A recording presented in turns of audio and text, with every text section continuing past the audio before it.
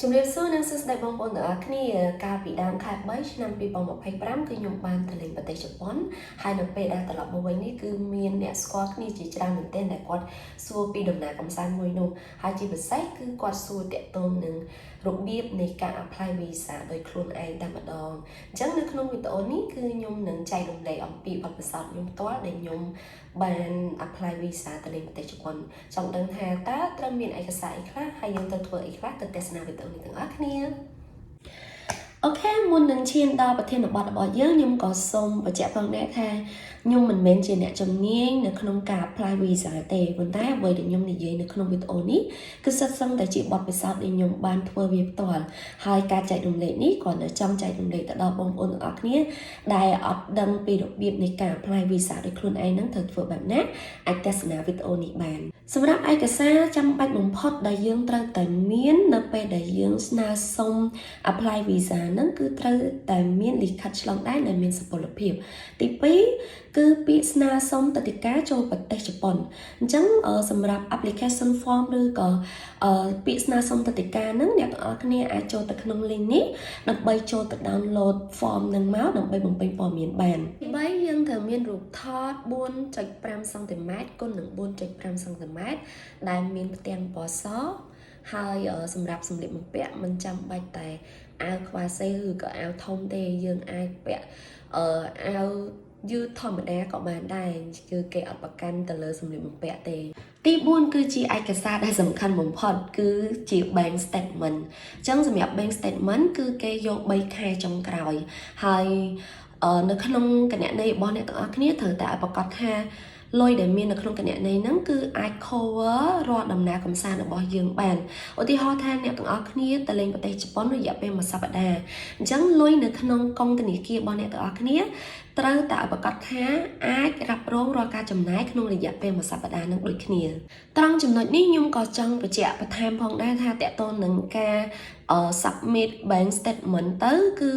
bank statement ហ្នឹងគឺត្រូវតែមានឈ្មោះធនាគារនិងអាសយដ្ឋានធនាគារឲ្យបានច្បាស់ពីព្រោះដោយសារតែខ្ញុំឆ្លងកាត់បទពិសោធន៍ដែលខ្ញុំដាក់ដំបូងហ្នឹងគឺ bank statement របស់ខ្ញុំអត់មានឈ្មោះធនាគារអត់មានអាសយដ្ឋានទេអញ្ចឹងនៅពេលដែលខ្ញុំយកទៅគឺវាស្នើសុំឲ្យយើងហ្នឹងដាក់ bank statement ណាដែលមានឈ្មោះធនាគារនិងអាសយដ្ឋានឲ្យបានច្បាស់លាស់ទី5អ្នកទាំងអស់គ្នាត្រូវធ្វើកម្រងឬក៏ផែនការអំពីការស្នាក់នៅឬក៏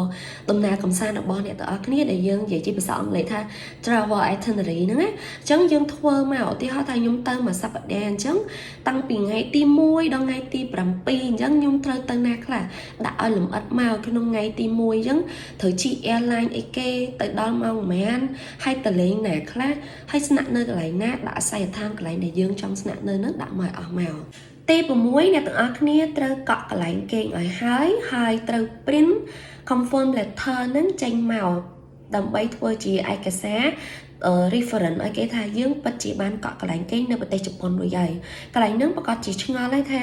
ខ្ញុំអត់ទាន់ដឹងថា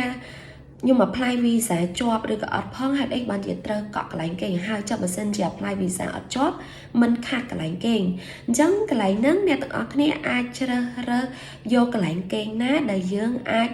free cancel បានអញ្ចឹងឧទាហរណ៍ក្នុងករណីណាមួយដែលយើង apply visa អត់ជាប់ទេយើងអាចចូលទៅ cancel កន្លែងគេងនឹងវិញបានសម្រាប់ឯកសារបន្ថែមទៀតគឺខ្ញុំបានដាក់ទៅលើតកតងនឹងសម្បត្តិវិពាសភៅគ្រួសាររបស់ខ្ញុំព្រោះខ្ញុំទៅជាលក្ខណៈ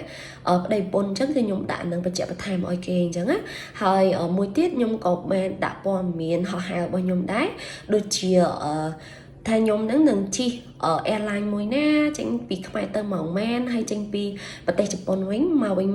ម៉ោងម៉ានហើយជិះ airline មួយណាដូចគ្នាខ្ញុំបាន short skin ទៅលើព័ត៌មាននឹងដាក់ដូចគ្នាប៉ុន្តែគាត់ថាខ្ញុំអត់ទាន់បានទិញសំបុត្រយន្តហោះទេអាហ្នឹងជាអ្វីដែលខ្ញុំបានដាក់បន្ថែមអញ្ចឹងសម្រាប់ឯកសារគឺមានតែប៉ុណ្្នឹងឯងនៅពេលដែលយើងមានគ្រប់គ្រាន់អស់ហើយយើងអាច apply online ក៏បានឬក៏ apply